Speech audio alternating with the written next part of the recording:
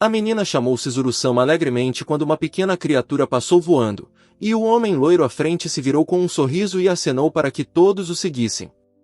O grupo então seguiu pela estrada rochosa, inundada por uma brisa suave. Enquanto isso, o jovem alegre com o dom do relâmpago estendeu a mão com confiança, e dois companheiros atentos o observavam com interesse, enquanto outra figura permanecia ao lado, de costas. O ar estava carregado de tensão, como se os próprios elementos aguardassem seu comando. Sob a chuva torrencial, um homem, encharcado após um longo turno, resmungou sobre seu destino e se lembrou da última vez que ouvirá um trovão em uma noite como aquela. A multidão passou correndo, mas ele teimosamente seguiu em frente pelo asfalto molhado. Depois do trabalho, o rapaz parou em uma livraria, comprou seu romance favorito e sonhou com um jantar quente e um banho quente. No entanto, a caminho de casa, de repente, notou uma luz estranha ao longe e não conseguiu conter o riso, pressentindo a aproximação de algo incomum. Naquele exato momento, um poderoso relâmpago cortou o céu, iluminando as torres da cidade. Foi nesse momento que o narrador foi atingido pelo raio, parado no meio da rua, entre os arranha-céus brilhantes. Recuperando a razão, o jovem de terno olhou ao redor, confuso, sem saber se havia se encontrado no submundo. Então, um homem de meia-idade, severo, aproximou-se dele e, inesperadamente, pediu desculpas, deixando-o ainda mais constrangido. O estranho então explicou calmamente que havia disparado acidentalmente um raio no mundo alienígena para aliviar o estresse, e, aparentemente, o atingiu. Shizuru não sabia como reagir, sentindo que tudo aquilo parecia loucura. No entanto, o homem admitiu que a culpa era dele e ofereceu uma compensação, o renascimento em outro mundo. E embora a oferta parecesse inacreditável, havia genuína confiança na voz da divindade. Shizuru aproximou-se cautelosamente do Senhor do Trovão, perguntando se ele estava brincando. O deus apenas riu e perguntou se ele se opunha, ao que o garoto, após alguma hesitação, admitiu que achava a ideia difícil de aceitar. Mas logo um brilho de curiosidade brilhou em seus olhos. E se este novo mundo se revelasse repleto de espadas, magia e as aventuras sobre as quais ele lera? Então, o trovejante assentiu em aprovação e acrescentou que poderia conceder a bênção ali mesmo. Depois, o deus se desculpou pela pressa excessiva e entregou a Shizuru um livro grosso detalhando o novo mundo. Ele o pegou com cuidado, sentindo a realidade escapar sob seus pés. O livro abriu-se sozinho, e as páginas brilharam com uma luz suave, como se convidassem a uma jornada. Correntes de energia começaram a girar ao redor, preparando o caminho para um novo nascimento. Neste ponto, a história conta a história de um jovem destinado a se tornar o maior mago. Ele viajará por terras, buscará aliados, derrotará inimigos, um dia, se tornará um herói em quem o mundo inteiro confiará. Anteriormente, Shizuru costumava evitar problemas tentando se dar bem com os colegas, mas ainda se sentia preso à rotina diária.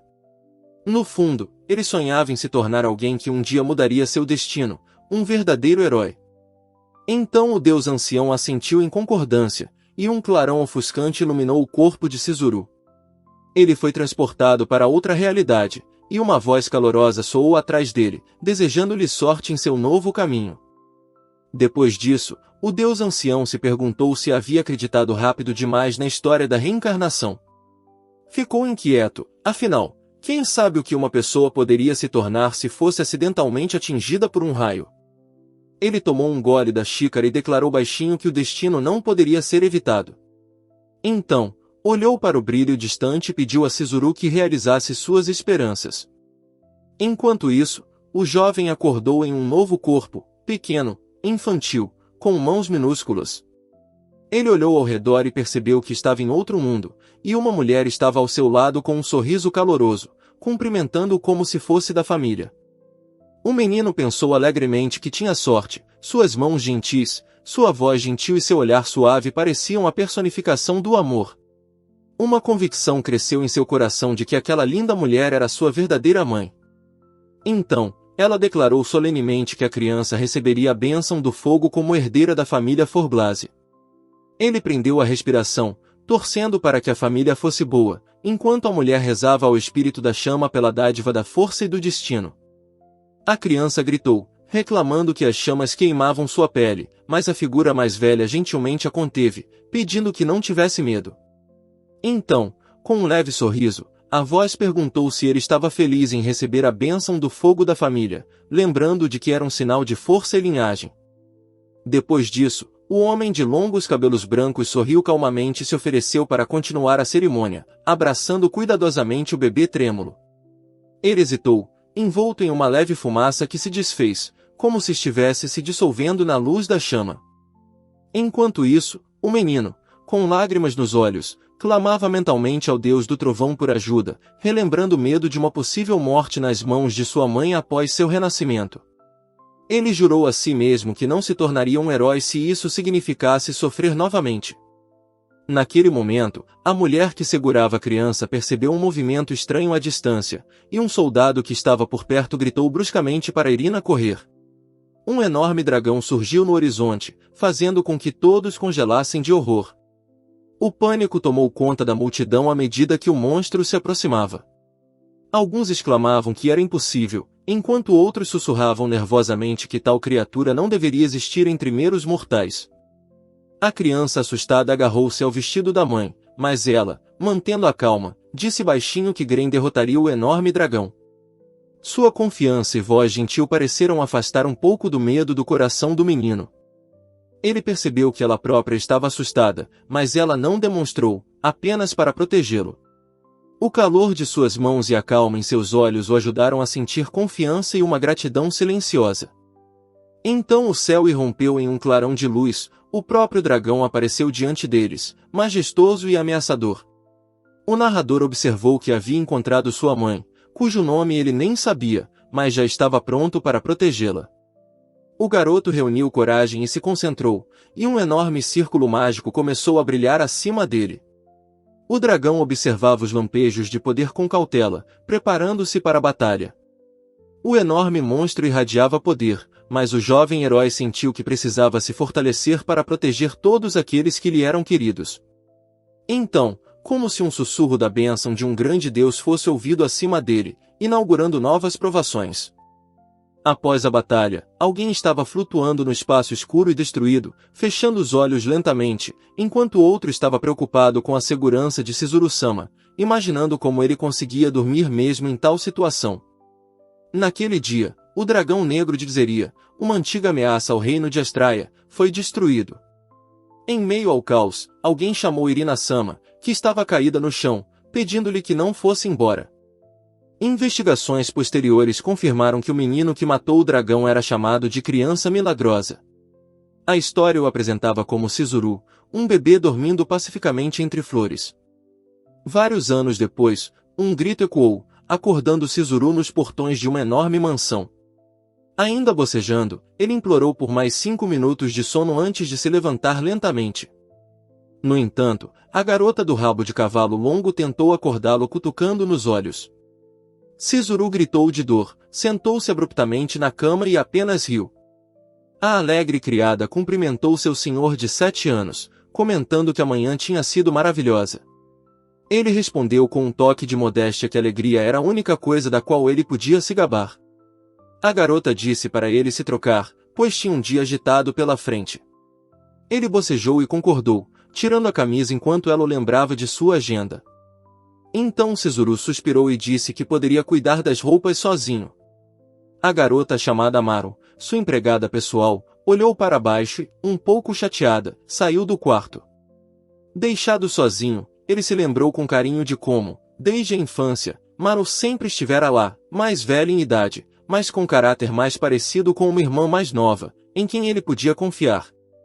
7 dias se passaram desde sua reencarnação, e agora ele vivia como Chizuru, o segundo filho da família Forblase, em um mundo onde a magia e o fogo determinavam o destino de todos. A jovem de cabelos dourados não pôde deixar de admirar as feições nobres da divindade do trovão, sentindo-se grata pela oportunidade de vê-lo novamente. Enquanto isso, o homem perguntou como ele estava lidando desde o último encontro, tentando detectar qualquer mudança no humor do interlocutor. Após uma breve pausa, ele se desculpou pela espera e se ofereceu para ir até a sala de jantar, mas a empregada insistiu que da próxima vez ela queria ajudá-lo a se trocar.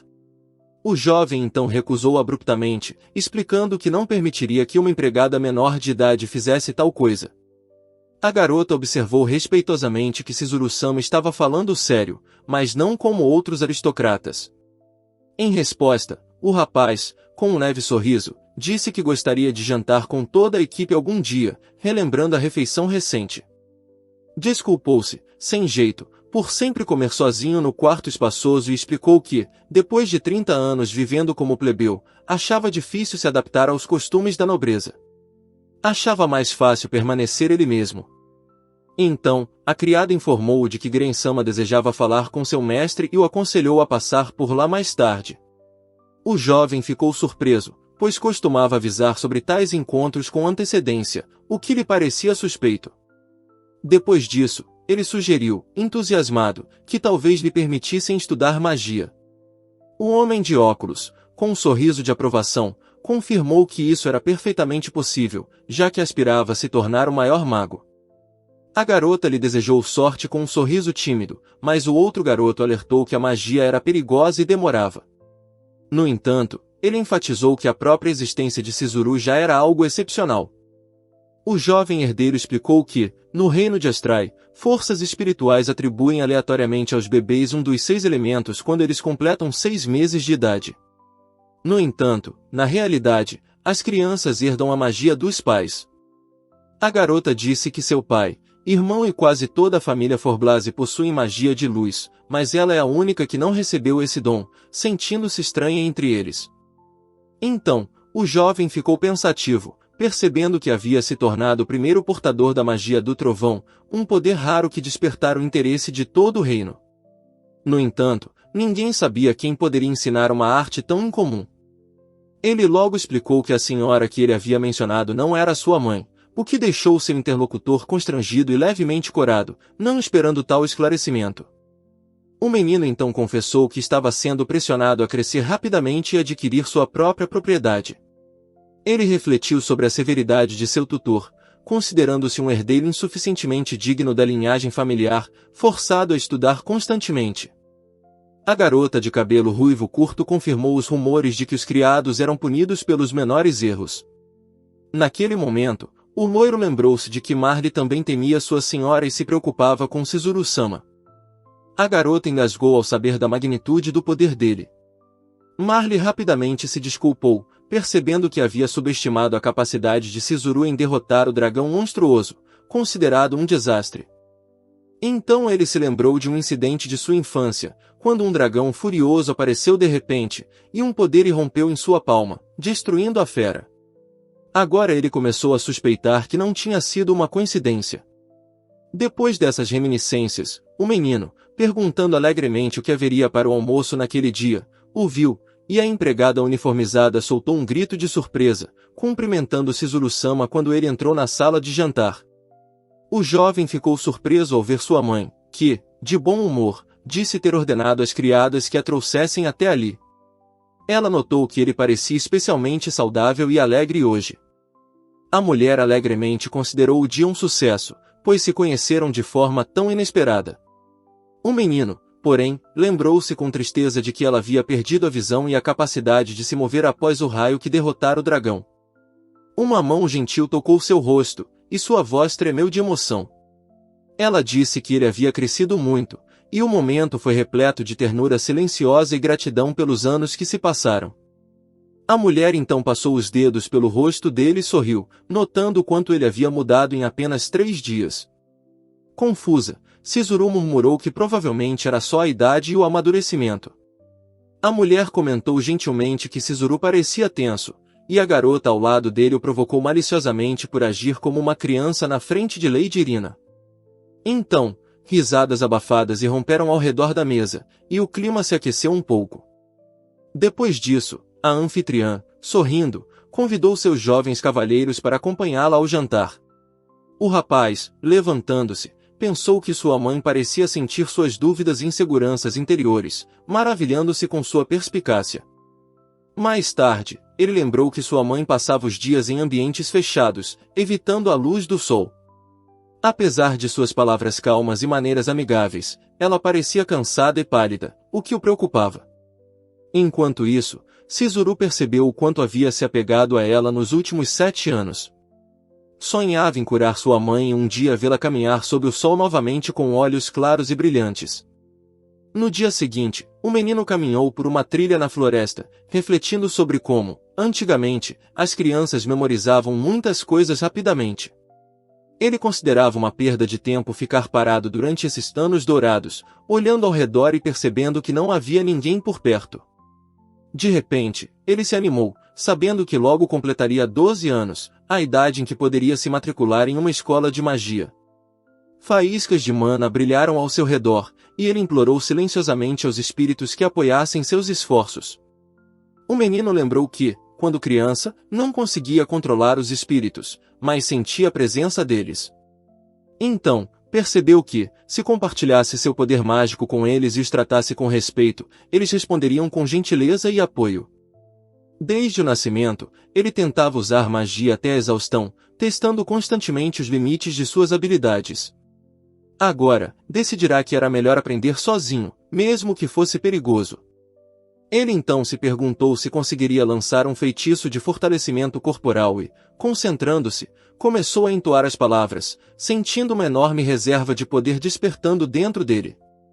Inspirado, ele pegou o novo item e brincou, sorrindo, dizendo que era a lendária espada relâmpago. Após uma pausa, riu, admitindo que era só uma brincadeira, e suspiros de surpresa vieram de trás dele. Então, ele contemplou com deleite as armas incomuns, e com interesse infantil, exibiu uma lâmina brilhante após a outra. Cada novo exemplar lhe parecia mais perfeito que o anterior. Ele considerou o tempo que levaria para aprender a transformar armas tão rápido quanto os heróis do mangá. No entanto, a ideia do fracasso o perturbava, fazendo duvidar de suas próprias habilidades. Chizuru admitiu que a técnica de aprimoramento corporal era útil, mas de curta duração. Mesmo um segundo de hesitação em combate poderia custar-lhe a vida, então ele precisava dominar todos os tipos de armas. Mais tarde, deitou-se na grama, sentindo-se cansado, mas sem desistir. Pensamentos sobre treinamentos futuros e experimentos secretos o encheram de determinação para não parar. Ele se escondeu na grama alta, com medo de que, se fosse avistado acidentalmente, principalmente por sua segunda mãe, houvesse um tumulto. Aí, ele poderia até ser mandado para a fronteira, o que o obrigava a ser mais cauteloso. De repente, lembrou-se do pai chamando-o mais cedo. Levantando-se rapidamente, Chizuru sacudiu as roupas e seguiu em direção ao prédio distante, perdido atrás das árvores. Ao se aproximar, ouviu alguém se dirigir ao seu pai. Este reconheceu imediatamente o recém-chegado como seu filho e, com uma calma imponente, convidou-o a entrar, acenando levemente com a cabeça em cumprimento. Glen Forblas estava diante dele, um guerreiro confiante, um espadachim habilidoso e um mago do fogo que conquistara fama na batalha contra o último Lorde Demônio. Seu nome era pronunciado com respeito por todo o reino. O homem mais velho gentilmente convidou o filho a se sentar e perguntou como estavam as coisas. O jovem respondeu que tudo estava igual, inalterado, tentando falar com calma. Então, o guerreiro de cabelos curtos riu baixinho e o lembrou de como roubar um livro dos cavaleiros aos 7 anos de idade. O loiro admitiu, envergonhado, que, mesmo depois de 2 anos, ainda era o mesmo aluno desajeitado nesse aspecto. O ruivo sorriu e comentou sobre a natureza impetuosa de seu interlocutor, chamando-a de manifestação típica de rebeldia juvenil. O loiro então declarou, confiante, que era muito mais sério do que seu pai, que havia se juntado secretamente a um bando de aventureiros sem consultar a família. Garret perguntou com um leve sorriso se ele queria ouvir histórias de seus dias de glória, mas o jovem objetou que o chefe da família Forblase deveria estar ocupado administrando as terras ancestrais e não lutando nas linhas de frente. No espaçoso salão, o homem explicou com confiança o motivo do encontro, observando que a franqueza dos dois ajudava a manter um relacionamento forte. O jovem herdeiro, na época, achou que o vínculo entre eles lembrava mais amizade do que a de pai e filho. Chizuru ficou surpreso quando seu pai chamou seu comportamento de infantil e se perguntou se aquela era a primeira vez que seu pai se dirigia a ele diretamente. Ele até suspeitou que tivesse sido chamado ali para uma bronca, mas ainda não entendia o porquê. O homem então levantou a voz e repreendeu duramente o filho, dizendo que quem apenas bajulava os outros não merecia permissão. Exigiu que ele demonstrasse sua força por meio de ações, não de palavras. O jovem irritado perguntou se era normal uma criança agredir os pais, mas o outro, mantendo a calma, respondeu preguiçosamente que isso acontecia. Naquele momento, o terceiro participante da cena percebeu, irritado, que havia ativado magia. O homem ruivo perguntou se o irmão mais novo realmente queria resolver a questão brigando, mas ele recusou, alegando que tinha medo da ira da mãe. Então, o homem o tranquilizou e acrescentou que não tinha vindo para repreendê-lo, mas para compartilhar boas notícias. Sizuru perguntou surpreso o que havia acontecido e lembrou-se de que tinha quase 8 anos, o que significava que era hora de assumir responsabilidades familiares. Ele imaginou que a conversa provavelmente fosse sobre seu aniversário ou os testes mágicos. O garoto inspirado prometeu cumprir qualquer ordem, ganhando elogios como um verdadeiro herdeiro dos Forblase. Então, com um sorriso satisfeito, seu pai anunciou que, a partir do dia seguinte, ele estaria no comando do território. No entanto, o homem observou, em tom de reprovação, que o pai do menino estava negligenciando seus deveres.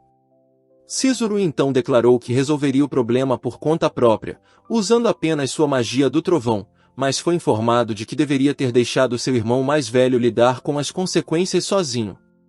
O jovem herdeiro se ofereceu para revelar as últimas novidades a uma moça da taverna de voz doce, o que confundiu seu interlocutor, que não entendia como ele sabia de tais detalhes. Sizuru então explicou que, com a ajuda de espíritos, havia conseguido substituir as ondas de rádio, criando imagens e sons semelhantes aos da televisão ou do telefone. Assim, ele acidentalmente inventou a magia de rastreamento, chamando-a de busca relâmpago. Ele sentou-se em uma cadeira, cansado de segurar a cabeça, explicando que só conseguia rastrear quem estivesse por perto. Tendo lançado o feitiço em Glenn, ele entenderá mais do que pretendia, mas agora não sabia como pará-lo sem perturbar a paz do pai. O pai, recostando-se na cadeira, brincou dizendo que estava apenas tentando provocar o filho um pouco. O jovem, surpreso, perguntou se ele realmente pretendia deixá-lo usar magia.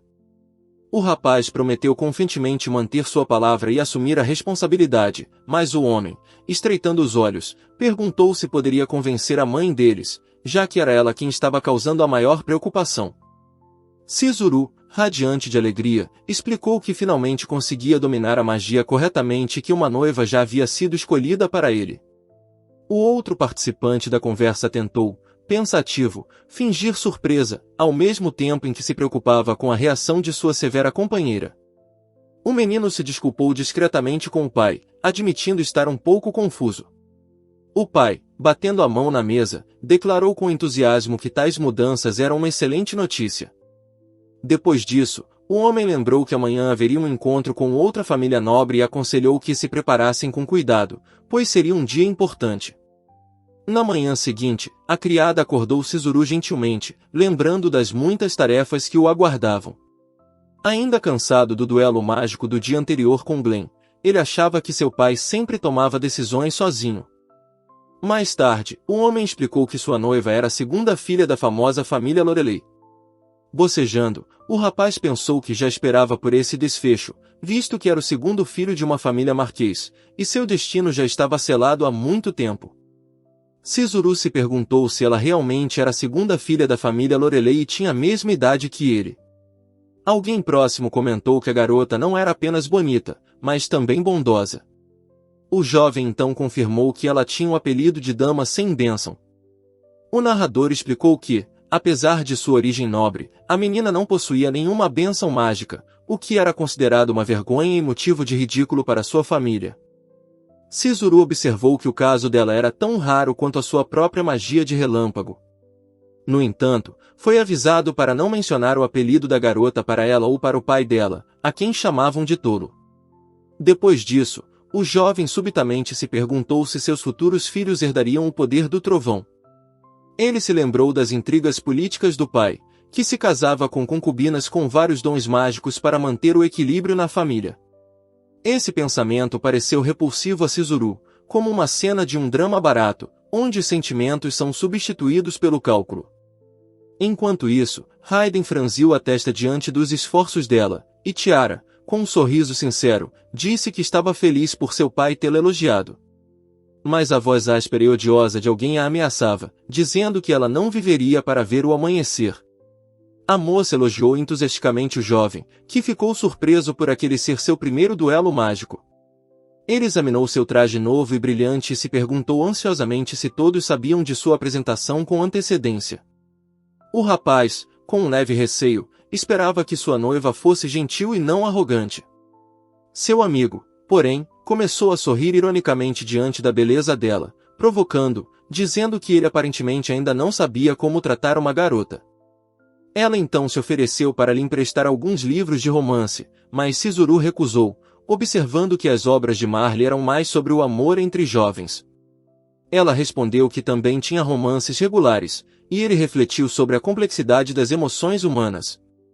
Seu amigo o tranquilizou gentilmente, dizendo que Chizuru-sama era muito atraente e que qualquer garota certamente se apaixonaria por ele.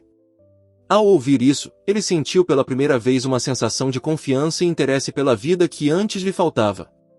Logo o homem confiante cumprimentou Magnus calorosamente, que respondeu com um contido agradecimento, enquanto Chizuru ficou por perto, observando silenciosamente a troca de gentilezas.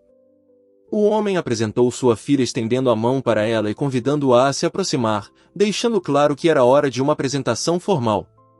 Lucina curvou-se educadamente e cumprimentou Chizuru, que corou e pareceu surpresa. Ele então se recompôs rapidamente, apresentando-se como Chizuru Forblase, retribuiu a reverência calorosa. A moça expressou gratidão pelo noivado, apesar das circunstâncias, acrescentando que ouvirá falar muito dele. Um dos homens elogiou sua coragem e outro orgulhosamente chamou Lucina de seu orgulho, relembrando rumores sobre a genialidade de Chizuru. O jovem herdeiro olhou para o pai surpreso, sem acreditar em suas palavras. Ele riu e declarou confiantemente que seus oponentes estavam se superestimando, pois o inimigo era realmente astuto e o atacara sem aviso. Chizuru, com um sorriso forçado, perguntou-se se eles estavam atualmente testando sua aptidão para o casamento, e o homem de óculos observava atentamente, expressando grande interesse no que estava acontecendo. Logo, o cavalheiro confiante sugeriu que conversassem pessoalmente, convidando-os para um passeio. O jovem ficou sem palavras, e a moça que estava por perto permaneceu em silêncio, observando sua reação. Mais tarde, foi confirmado que Lucina ficaria no exterior para estudar por 3 meses. Então, com um sorriso gentil, ela pediu para ser chamada pelo primeiro nome, e Chizuru respondeu convidando-os a simplesmente chamá-lo de Chizuru. Mas a moça explicou calmamente que a união deles não era inteiramente convencional e que ela não podia aceitar tais liberdades. Somente a bênção de Chizuru Dono lhe permitiria sonhar com um casamento de verdade, o que surpreendeu o jovem. Ela então disse calmamente que estava sinceramente feliz com esse noivado e que não se tornaria um fardo no caminho para sua glória futura, demonstrando rara dignidade. Concluindo, a jovem prometeu apoiar Chizuru como a noiva ideal e pediu que ele a tratasse como a amante ideal. Ele, observando-a atentamente, perguntou-se se ela havia dito essas palavras apenas amando daqueles ao seu redor. A menina ficou ali, com os olhos brilhando de lágrimas, enquanto o rapaz insistia sinceramente que falava com o coração. Suas palavras eram simples, mas repletas de genuíno carinho. Depois, concordaram em partir juntos. O jovem prometeu que certamente a faria sorrir, ao que ela, com um leve tremor, concordou suavemente. Então, ele se virou e calmamente a aconselhou a se preparar para o dia seguinte. Enquanto isso, uma garota confiante com um rabo de cavalo alto se aproximou de Lucina e alegremente declarou que ela deveria se preparar, porque pretendia fazê-la sorrir. Enquanto isso, outra garota, escondida atrás de uma árvore, percebeu que estava sendo observada.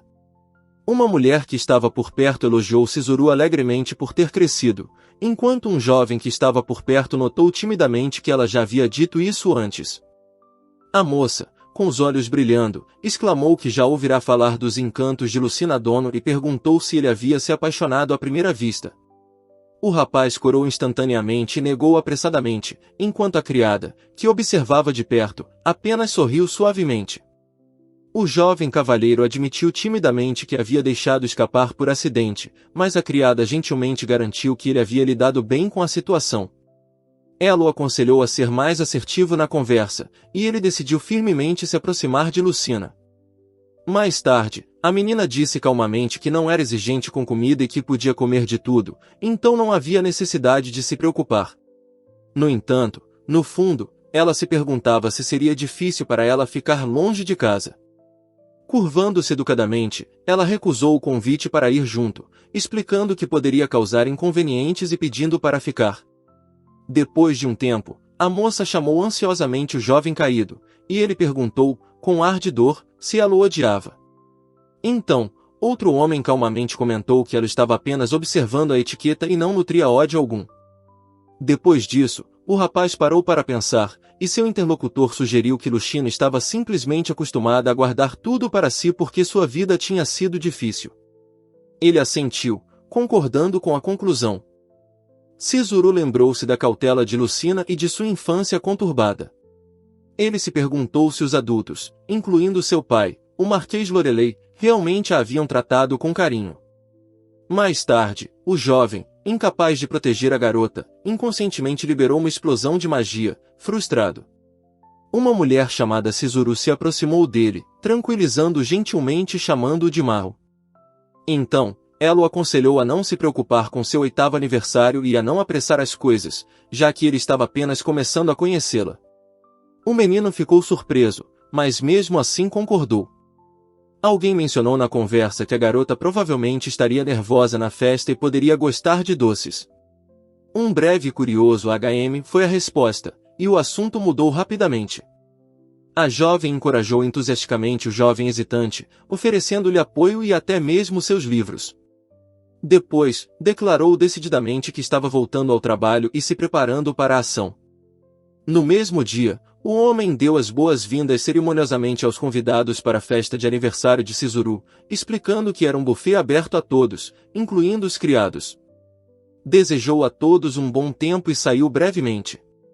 Um dos convidados perguntou educadamente ao jovem anfitrião se ele estava satisfeito com a modesta celebração.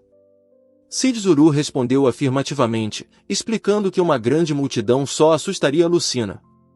No entanto, outro homem declarou, com raiva, que convidados tão ilustres mereciam uma recepção suntuosa.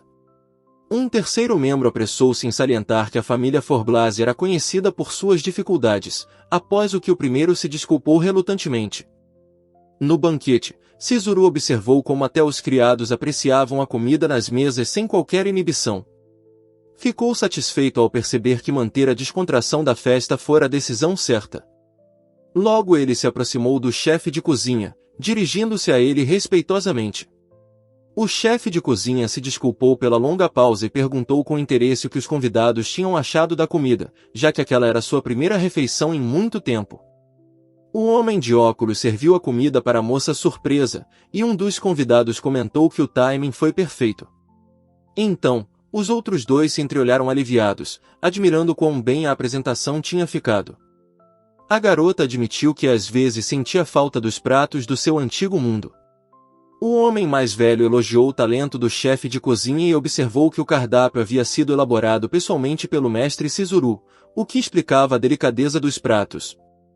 Depois disso, o jovem convidou Lucina para tomar sobremesa na varanda, e o rapaz de óculos gentilmente a aconselhou a aceitar o convite, enfatizando que vinha do próprio anfitrião. O jovem disse confiantemente que não permitiria que um convidado tão honrado ficasse de pé, e a moça, envergonhada, admitiu que nunca tinha visto tais pratos antes e não esperava tamanho luxo. O jovem alegre sorriu aliviado, e seu companheiro de cabelos escuros confirmou com confiança que a sobremesa estava deliciosa. Então, a câmera deu um zoom em Lucina, que contemplava, corada, a seleção de doces de dar água na boca. O rapaz ofereceu-lhe alguns biscoitos que ajudara a assar. A moça hesitou, com medo de quebrar a etiqueta sob o olhar dos convidados, mas ele assegurou-lhe discretamente que ninguém estava olhando e gentilmente a encorajou a experimentá-los. Ela deu uma mordida com cuidado e, saboreando o sabor delicado, sorriu. Perto dali, outra menina comia com determinação, e um menino perguntou animadamente qual era o gosto de outra iguaria, aguardando ansiosamente uma resposta. A moça provou o pudim com alegria, e o rapaz explicou o nome e ofereceu outra colherada, notando o brilho de interesse em seu olhar. Perto dali, duas criadas observavam em silêncio aquela cena tranquila, quase romântica. Ela agradeceu pelos doces, e ele, sorrindo, comeu-os com prazer, intrigado com a falta de jeito dela. Ela admitiu que as sobremesas estavam deliciosas, mas era um pouco constrangedor comê-las na frente de todos, ao que ele respondeu com um sorriso caloroso e satisfeito. A garota se sentiu culpada por se divertir no aniversário de Chizuru, mas ele rapidamente garantiu que também estava aproveitando o momento. Ele se desculpou e olhou para ela com genuína preocupação, e um silêncio confortável caiu entre eles. De repente, ela sorriu e disse que estava se divertindo de verdade. O jovem ficou surpreso e perguntou se ela realmente tinha dito aquilo, como se não acreditasse no que ouvia. Em outro lugar, uma criada notou com preocupação que Lady Lucina parecia cansada. Ela acrescentou que a mestra Chizuru havia se esforçado tanto para se aproximar dela, e agora era uma pena que ela fosse embora tão cedo. Um dos homens explicou que as propriedades dos Forblase ficavam entre as terras de Lorelei e Lifise e serviam como ponto de trânsito. Ele acrescentou, com pesar, que não havia nada que pudesse ser feito na situação atual. A moça, parada perto da janela, agarrou a ponta da cortina e admitiu baixinho que estava triste. Então, o rapaz garantiu que eles se viriam novamente em breve, pois ela havia prometido que voltaria assim que voltasse. O jovem achou que, depois do aniversário dela, Lucina tinha se tornado um pouco mais aberta. Mas ela, embora parecesse chateada, disse para ele não pensar muito nisso. Então, o amigo, sorrindo, brincou dizendo que ele já era forte demais. O jovem notou que seu mestre agora parecia mais feliz. A moça concordou e admitiu que não precisava mais praticar magia secretamente, embora alguém parecesse já saber desse segredo. O menino explicou alegremente que, graças à insistência do pai, agora estava oficialmente autorizado a usar magia e treinar na Floresta Encantada, sob guarda. Satisfeito, o pai ordenou que o seguisse. Uma criada se virou com um sorriso irônico, e outra perguntou se Marro estava com raiva. Ela respondeu calmamente que não, mas ainda assim estava irritada por a mestre Chizuru estar ignorando seu conselho. O jovem se desculpou sinceramente, explicando que não conseguia ficar bravo, mas que estava sempre preocupado com ela. Então, a moça gentilmente tranquilizou, dizendo que, se fosse a mestre Chizuru, tudo definitivamente acabaria bem. O garoto declarou confiantemente que os espíritos eram gentis e que seu treinamento mágico de 8º nível prosseguiria sem problemas. Mas, de repente, sua expressão mudou, surpresa e aborrecimento se misturaram, e a empregada comentou baixinho que ele parecia ter provocado seus oponentes. A garota ponderou silenciosamente sobre o plano que estava por vir, e o jovem admitiu, ansioso, que era tudo muito arriscado. Ele se perguntou o que aconteceria se ela descobrisse sobre seu treinamento mágico secreto de 8 anos, mas a criada insistiu severamente, nada de empreendimentos perigosos. Logo, o menino comentou, entusiasmado, que nada se compara a praticar ao ar livre. No entanto, seu companheiro parou de repente e perguntou se Maru havia esquecido algo importante. Então, um dos jovens chamou Chizuru alegremente. Ele se virou abruptamente, reconhecendo a voz, anunciou surpreso que era seu irmão mais velho parado à sua frente. Diante deles estava Mura Forblase, o primeiro filho da família Forblase e herdeiro do título de conde, que geralmente residia no dormitório da Academia de Magia. Um dos jovens perguntou-lhe, brincando, por que ele ficava dizendo da Argentina enquanto o olhava, e se perguntou se ele estava descansando. O outro respondeu rispidamente que não tinha vindo para descansar, mas que ouvirá rumores perturbadores sobre Chizuru. O garoto ruivo declarou, entusiasmado, que queria ir juntos para a Floresta Encantada. O garoto loiro pareceu um pouco cauteloso, mas ainda assim ouviu atentamente o irmão. Os irmãos começaram a discutir a possibilidade de estender as férias de verão, mas o mais velho lembrou-se de como o mais novo havia sido deixado como isca quando escaparam secretamente da propriedade. A conversa rapidamente se transformou em uma discussão animada. Em resposta, O mais novo disse ironicamente que ele próprio deveria ser apanhado, porque a sua autoconfiança era exatamente igual à do pai. Ele observou que foi justamente essa franqueza que permitiu que permanecessem próximos, apesar das diferentes origens e mães. No final, admitiu que parecia não haver outra saída. O menino aceitou alegremente a proposta, desde que sua madrasta lhe desse permissão. Ele então chamou Chizuru, que o olhou surpresa, enquanto o homem ao lado dele, pensativo, observou que a decisão de sua madrasta seria decisiva. O jovem alegre sugeriu simplesmente fugir, como se fosse um passeio de crianças. O outro ficou surpreso ao ver como alguém conseguia falar sobre isso com tanta calma, como se fosse uma brincadeira inofensiva. Então o menino percebeu que sua mãe não o deixaria ir de jeito nenhum, pois ela só falava da herança e dos estudos na academia. Portanto, na opinião dele, a única saída era tentar fugir.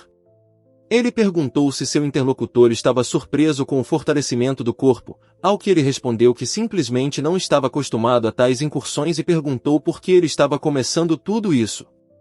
O irmão mais novo percebeu de repente que o mais velho também estava usando reforço corporal e ficou irritado, afinal, ele era 5 anos mais velho e maior, mas não conseguia desferir um único golpe. Ele reclamou com raiva da própria inexperiência. Ele admitiu que não tinha chance de vencer agora, mas o ancião apenas riu e se ofereceu para participar, perguntando se ele tinha um plano de fuga. Então o mais jovem sugeriu confiantemente nocautear os guardas e escapar, mas o outro avisou que eles seriam pegos em alguns minutos e chamou esse plano de uma fantasia estúpida. Após uma breve pausa, o garoto teve uma nova ideia, uma expedição secreta onde poderiam negar tudo se fossem pegos. Seu interlocutor ergueu uma sobrancelha, espantado com sua engenhosidade. Por fim, o mais jovem sugeriu que nos encontrássemos na entrada da floresta e fossemos para lá separadamente para evitar suspeitas. O mais velho assentiu em aprovação, prometendo ir primeiro e tomar cuidado. Algum tempo depois, o jovem estava deitado no sofá, lendo um livro e tomando chá, quando de repente ouviu a voz alta do irmão e a porta bater. Alguém próximo comentou, em tom de brincadeira, que ele havia sido pego com uma rapidez surpreendente. Então, o irmão mais novo explicou calmamente ao mais velho que não via sentido em correr riscos naquele momento, pois um erro poderia custar-lhes o direito de sair de casa. Ele se desculpou sinceramente e admitiu que era melhor esperar pela permissão oficial. O esquadrão alertou Chizuru para não se aventurar muito fundo na floresta mágica em seu primeiro dia de treino. No entanto, o jovem aguardava ansiosamente o início do treinamento de campo quando, de repente, ouviu uma voz familiar, zombando dele, chamando-o de lento. Logo, um grupo tenso cercou o jovem confuso, exigindo saber quais eram seus planos com o Sr. Omura. Ele entrou em pânico e garantiu a todos que não sabia de nada e não tinha nada a ver com o que estava acontecendo. Então, um dos jovens admitiu alegremente que havia fugido naquela manhã, mesmo já tendo sido pego no dia anterior. Outro se desculpou por causar problemas constantes, e os rapazes que estavam por perto gritaram para o irmão mais velho parar de falar bobagens. Chizuru considerou que talvez a situação não fosse um desastre, mas uma chance de provar seu valor. Naquele momento, percebeu que seu irmão mais velho estava prestes a sair com ele, e todos os presentes, com aprovação, decidiram ir em grupo. O irmão mais velho dirigiu-se aos seus companheiros, declarando que ele, o herdeiro da família, precisava ser protegido acima de tudo. Essas palavras surpreenderam os outros, e perguntas intrigantes surgiram imediatamente. O menino confirmou alegremente e o chamou de irmão mais velho, enquanto o outro participante declarou abruptamente que o dono definitivamente não estava envolvido. Enquanto isso, os dois começaram a discutir, e um deles desapareceu de vista de repente.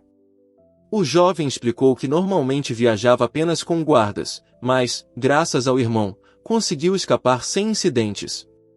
Naquele momento, sentiu uma leve presença mágica por perto.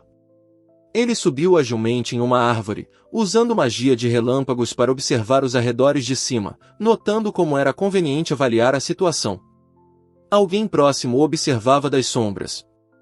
O menino sentiu os monstros se aproximando e ficou surpreso ao perceber que seu irmão parecia já tê-lo alcançado. No entanto, sua mente lhe dizia que isso era impossível, e ele ficou cauteloso. Uma criatura de pele amarela e garras afiadas emergiu da vegetação rasteira à sua frente. Sizuru percebeu imediatamente que estava diante de um goblin, um verdadeiro monstro, preparando-se para atacar. Seu olhar tornou-se frio e focado, penetrante com intenção assassina. Não se tratava de uma batalha simulada, mas de um encontro mortal onde um erro poderia custar vidas. O jovem mago estava considerando ansiosamente qual arma escolher, mas naquele momento a criatura investiu contra ele com um rosnado. Pela primeira vez, ele sentiu uma ameaça real e percebeu que aquilo era real. Concentrando-se, o lutador notou que a surpresa interferia no raciocínio em combate. Concluiu: analise menos, haja mais e prepare-se para atacar novamente. Olhando ao redor, ele percebeu que estava cercado por 20 goblins, mas apesar do medo, manteve a calma e começou a pensar no próximo movimento. Naquele momento, um barulho foi ouvido do lado. Seus companheiros correram em direção ao som e encontraram Sizuru caído no chão com sangue no rosto, verificando com medo se ele estava ferido. No entanto, o jovem sorriu calmamente e disse que estava tudo bem, explicando que o sangue não era dele. Parecia cansado, mas sua confiança inspirava tranquilidade. Observando o campo de batalha, eles viram dezenas de cadáveres de goblins. Alguém perguntou se seu mestre realmente havia feito tudo aquilo, e outro confirmou que os monstros atacaram em ondas, mas pararam repentinamente. Logo ficou claro que os inimigos estavam morrendo rápido demais, como se uma força invisível os estivesse destruindo. Um participante perguntou preocupado para onde seu irmão tinha ido, enquanto outro chamava desesperadamente pelo mestre Sizuru. O menino explicou que seu irmão havia se aprofundado na floresta e provavelmente estava por trás do que estava acontecendo. Os outros ficaram preocupados com Sizuru e decidiram agir imediatamente antes que ele corresse perigo. De repente, o grupo parou, algo enorme apareceu à frente. Um dos lutadores gritou para que todos ficassem parados. Depois de se olharem, agradeceram ao mestre Sizuru com alívio por ter sido sua magia que os salvara do monstro. Os cavaleiros juraram proteger o Lorde Sizuru a qualquer custo, cientes de que enfrentariam um monstro cuja força excedia a dos humanos. Eles entendiam que, mesmo que os três se unissem, a vitória lhes custaria tudo. Garré perguntou, em dúvida, por que Lorde Sizuru havia se juntado a eles, e Raiden acrescentou, hesitante, que gostaria de ficar por ali um pouco mais. Nesse momento, aplausos e punhos erguidos, prontos para a batalha, foram ouvidos atrás. Os três homens observaram, confusos, enquanto o garoto criava uma barreira elétrica, aconselhando-os a permanecerem dentro de casa por segurança. Em seguida, ele declarou confiantemente que assumiria o comando e se preparou para completar a missão sozinho. Apesar da preocupação, os outros obedeceram e o deixaram prosseguir. O jovem mestre Sizuru deu um passo à frente, encontrando o olhar do enorme ogro acorrentado. Ele declarou em voz alta o início de um duelo mano a mano, ignorando a voz distante que lhe assegurava que não teria sucesso. O guerreiro ruivo defendeu o golpe poderoso e declarou abruptamente que não permitiria a passagem do inimigo. Seu oponente, atordoado pela fúria e resistência do jovem, congelou com uma expressão tensa. O menino cerrou a mão, reclamando de dor, e ficou surpreso com a força da arma, enquanto os dois espectadores discutiam se o resgate foi um golpe de sorte ou uma demonstração de força. O ruivo sorriu e declarou que seus ferimentos eram apenas um aquecimento, ordenando ao loiro que não interferisse mais, prometendo encerrar a luta. O loiro, no entanto, respondeu que sangue suficiente já havia sido derramado.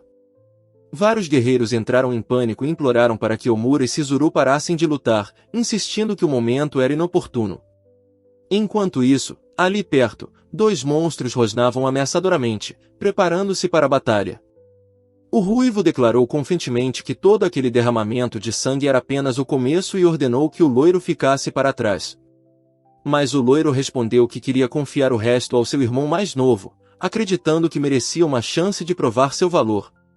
Os outros tentaram detê-los novamente, lembrando-os de que disputas pessoais não eram o problema em questão, mas sim a ameaça que os cercava.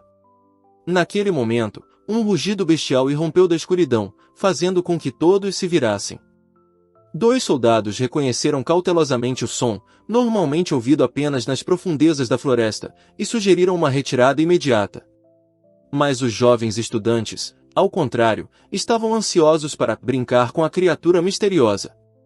Um dos orcs riu e sugeriu que eles primeiro descobrissem quem entre os presentes seria capaz de derrotar o monstro próximo antes de decidir para onde ir em seguida.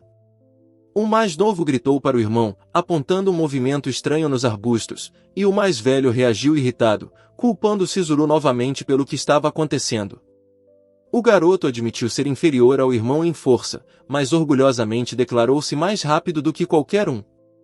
As correntes que prendiam a criatura enfurecida rangeram ruidosamente sob seus pés. Uma discussão acalorada se seguiu entre eles, cada um provando sua superioridade. Um se gabava de sua velocidade, o outro respondia com confiança na vitória, e seus olhares brilhavam de fúria diante da batalha estrondosa. O jovem ficou surpreso ao ver uma espada voar pelo ar a uma grande distância. Ele imediatamente reconheceu a arma, era a lâmina de seu irmão mais velho, que havia se alojado perto do gigante acorrentado. Então, ele se ofereceu para lutar contra um monstro mutante de alto escalão, e o outro, segurando a cabeça, percebeu que o mesmo zumbido que ouviram antes vinha daquela mesma criatura. Todos congelaram, ouvindo seu rugido. O grupo notou uma matilha de lobos selvagens atraídos pelo cheiro de sangue de goblin. Um sugeriu que se separassem, enquanto o outro se movia cautelosamente na direção oposta, observando os movimentos dos animais. O jovem mestre convocou um arco de relâmpago, puxou a corda e lançou uma lança estrondosa, seguida por um machado de pura energia. Os espectadores ficaram boquiabertos quando o próprio Sizuru chegou ao campo de batalha. O jovem admitiu ter perdido para os goblins da última vez e sugeriu não usar fogo na floresta. No entanto, antes que pudesse terminar de falar, um monstro apareceu atrás dele, e alguém gritou para o mestre correr imediatamente. O jovem cavalheiro descobriu com alegria outro inimigo, causando total perplexidade entre os guerreiros que o acompanhavam. Eles não conseguiam acreditar em sua alegria infantil, como se ele tivesse encontrado um brinquedo novo.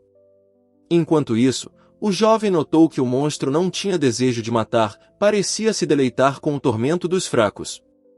Um dos observadores pensou silenciosamente que o excesso de confiança da criatura seria sua ruína. O menino então declarou confiantemente que usaria uma arma especial contra o inimigo. No momento seguinte, demonstrou a força do seu golpe, e a descarga poderosa fez com que todos ao seu redor recuassem, espantados. Dois punhos se chocaram com um estrondo alto, e os lutadores congelaram por um momento. Então, o guerreiro de cabelos brancos avançou, atacando o monstro com determinação e sem hesitação. Dois soldados armados gritaram em desespero ao seu imprudente mestre, dizendo que ele não conseguiria vencer com sua força infantil. No entanto, o monstro, observando com deboche, ouviu o jovem responder calmamente: comparados a ele, eram meras sombras de seus antigos guerreiros. Raiden desferiu um golpe poderoso no inimigo gigante, fazendo-o cambalear, antes de declarar confiantemente que era hora de encerrar a batalha. O guerreiro ruivo anunciou alegremente que tudo havia acabado do lado deles e perguntou ao irmão como ele estava. O loiro respondeu, sério, que o inimigo havia sido literalmente cortado ao meio, uma visão que fez seu coração apertar. O garoto de cabelos escuros perguntou, incrédulo, se ele realmente havia queimado o monstro. O garoto de cabelos claros confirmou calmamente que era exatamente isso que ele tinha feito. Nesse momento, uma carruagem se movia lentamente por uma estrada na floresta. Uma menina na janela olhava pensativa para o horizonte, e o homem sentado ao lado dela refletia sobre as habilidades extraordinárias das crianças Forblase, cuja destreza ultrapassava a idade delas. O jovem notou que a garota olhava para o nada e perguntou gentilmente se ela estava bem. Ela pareceu indiferente, como se não tivesse ouvido a pergunta. Ele permaneceu em silêncio por um tempo, sem insistir, até que ela de repente se desculpou sinceramente e agradeceu pela preocupação. Mais tarde, o jovem cumprimentou alegremente Lucina, que chegou à propriedade em uma carruagem puxada por cavalos, e perguntou alegremente como ela estava depois de sua recente viagem. A mulher se aproximou e se desculpou, pedindo que Lucina descansasse naquele dia, a viagem a deixará exausta. Ele concordou relutantemente, mas sentiu uma pontada de alarme, o cansaço da garota claramente tinha outra causa. Trabalhando atrás do balcão, ele tinha certeza de que algo havia acontecido na propriedade do Marquês Rufus. Esse pensamento o assombrava. Mais tarde, o jovem perguntou se eles tinham conseguido descobrir o que havia acontecido com Lucina. Em resposta, a moça disse que havia tentado entrar em contato com uma empregada que trabalhava na casa de Lorelei.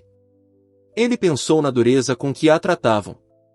A menina sem presente era chamada de senhora sem bênção e nem sequer era reconhecida como neta, o que parecia cruel para uma criança de 7 anos. Desviando o olhar seriamente, ele disse que Lucina só despertava simpatia, e adultos que se comportavam assim deveriam saber melhor. Eles se sentaram juntos no gazebo.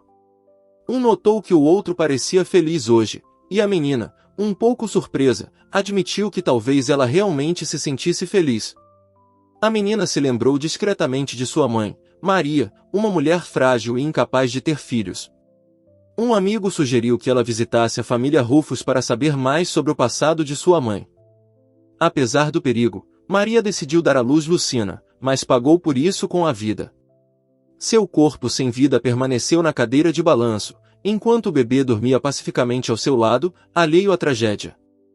A menina admitiu com um pouco de entusiasmo que estava ansiosa para conhecer os avós, mas seu interlocutor apenas sorriu suavemente, dizendo que ficaria sozinho sem ela durante sua ausência. Ela corou e desviou o olhar, confusa, enquanto o jovem, percebendo seu constrangimento, acrescentou com um sorriso que estava apenas brincando. Isso a fez chamá-lo de Chizuru-sama, sem jeito, tentando manter a seriedade. A garota timidamente pediu que ele parasse de provocá-la, ao que o rapaz se desculpou com um leve sorriso, reconhecendo silenciosamente que havia dito a verdade. Enquanto isso, o homem ao lado dela desejou silenciosamente que ela pudesse ter uma conversa de verdade com ele. Após uma breve pausa, o jovem explicou que, depois do que acontecerá com sua mãe, frequentemente imaginava Lucina vivenciando sentimentos semelhantes. A empregada estava por perto, ouvindo atentamente cada palavra e se dirigindo a ele com respeito. Ele observou que Lucina havia perdido a mãe, recebido o apelido de a dama sem bênção e fora privada dos cuidados dos mais velhos, aprendendo a se conter. Ele, por outro lado, falou com carinho sobre como sua família e seus servos o tratavam bem, e como ele vivia uma vida plena, apesar do apelido de criança dos milagres. O menino refletiu sobre a sorte que tivera na vida, mas, ao mesmo tempo, sentiu-se impotente, não podia ajudar Lucina. A criada que estava ali perto estava em silêncio, mas seu olhar atento revelava compaixão. Então a garota exclamou, entusiasmada, que ele simplesmente precisava atraí-la para sua vida. Ele ficou surpreso e, curioso, perguntou o que ela queria dizer com sua vida. Lucina baixou os olhos, sentindo-se confusa quando o jovem estendeu a mão em sua direção. No fundo, ela se perguntava se o destino brilhante e afortunado dele a estava arrastando para sua correnteza. Por fim, ela perguntou hesitantemente se sua ideia lhe parecia estranha. Após um breve momento de reflexão, o jovem se animou e concordou com entusiasmo com suas palavras. O rapaz agradeceu Amaro com um sorriso pelo apoio e, sem conseguir se conter, confessou seu amor, corando e radiante de alegria. Na manhã seguinte, ele cumprimentou Lucina alegremente quando a encontrou do lado de fora do prédio. Ela respondeu calma e pensativamente, notando com leve surpresa o quão próximos estavam agora. Ele disse que eles não tomariam café da manhã ali hoje, e ela, um tanto envergonhada, perguntou para onde eles estavam indo. O jovem pegou a mão dela e a conduziu pelo corredor, explicando que hoje eles sairiam pela entrada principal. A garota, sem entender o que ele queria dizer, perguntou ansiosamente para onde ele a estava levando. Nesse momento, as duas criadas notaram Hayden e Lumil indo em direção à saída e trocaram comentários sorridentes, imaginando se eles iriam tomar café da manhã juntos enquanto apreciavam a imagem tocante. No entanto, outras criadas apareceram de repente diante deles, assustando-os. A menina e o menino perceberam que eram tarde demais e então ouviram um chamado, o nome de Chizuru-sama, chamado em surpresa. Ele respondeu calmamente que ela iria com ele hoje, e então ativou a aceleração ultra-rápida. A garota notou, confusa, que era ele quem segurava sua mão, e não o contrário. No momento seguinte, o rapaz a pegou de repente no colo, pedindo desculpas enquanto ela, timidamente, pedia para ser colocada no chão. Ele apenas a lembrou de que ela havia prometido fazer o que ele pedisse.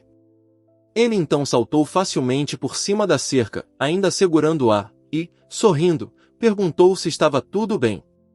Ela assentiu, atordoada, com o coração batendo mais rápido após o pouso suave, mas confiante.